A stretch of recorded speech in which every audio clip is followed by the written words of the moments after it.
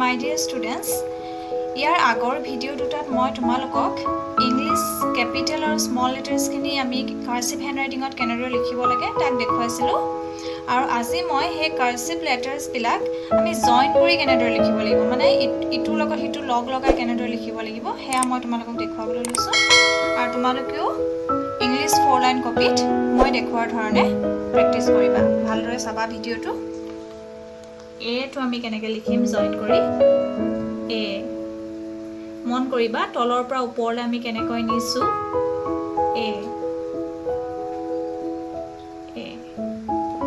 এতিয়া বি তলৰ পৰা ওপৰলৈ আমি ইটোৰ লগত হিটো কেনেদৰে জইন কৰিছো বি সি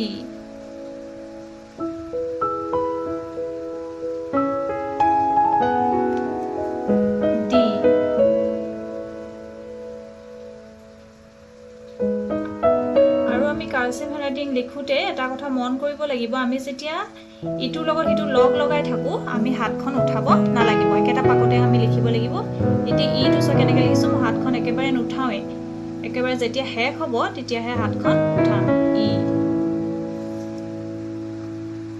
এফ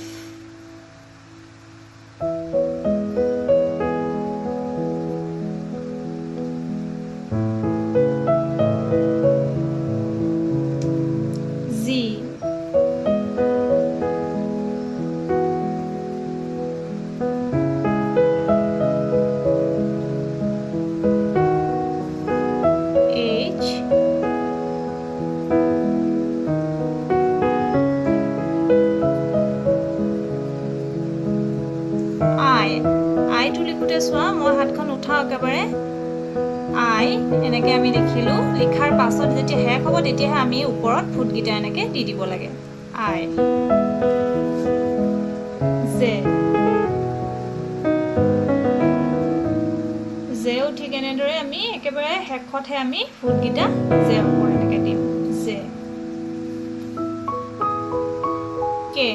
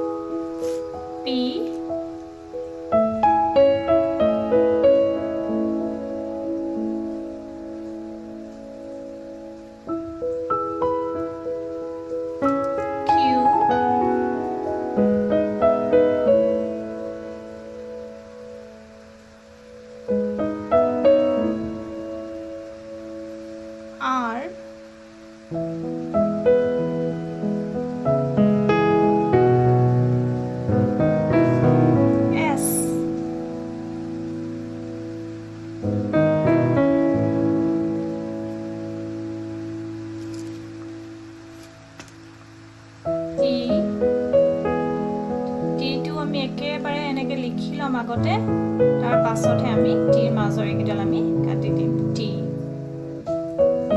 ইউ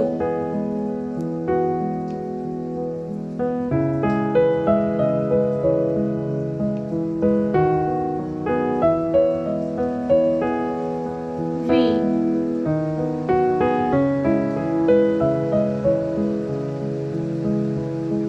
ডব্লিউ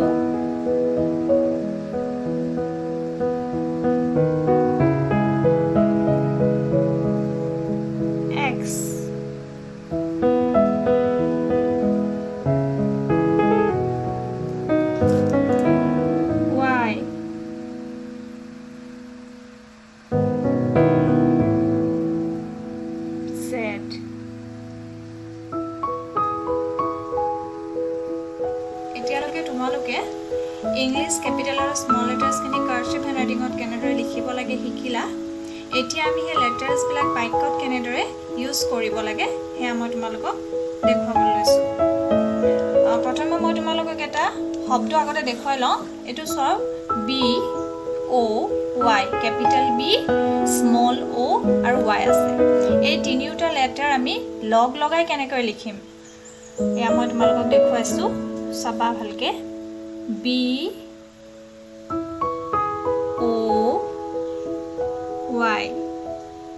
এই তিনিওটা লেটাৰ আমি লগ লগাই দিয়াৰ লগে লগে এটা শব্দ হ'ল, এটা ৱৰ্ড হ'ল। আকৌ এবাৰ দেখাই দিছোঁ মই, BOY, বয়। এতিয়া মই তোমালোকক চেণ্টেন্স এটা লিখি দেখুৱাইছোঁ, চাবা। বয়টো ইউজ কৰি মই চেণ্টেন্স এটা লিখি দেখাইছোঁ। ধৰি লোৱা মই লিখিছোঁ, I am a boy. BOY,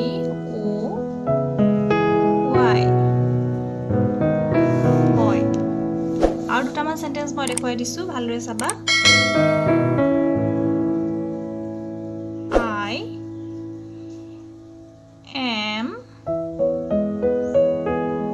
writing, WRITING।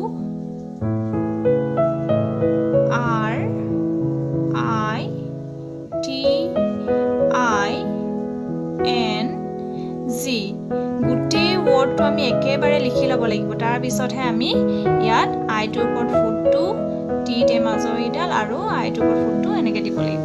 I am writing। তুমি আৰু এটা দেখাই দিছোঁ,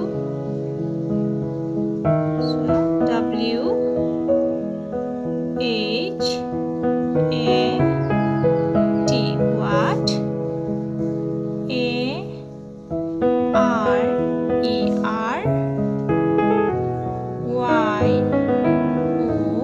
ARERYOU, what are you, DOING।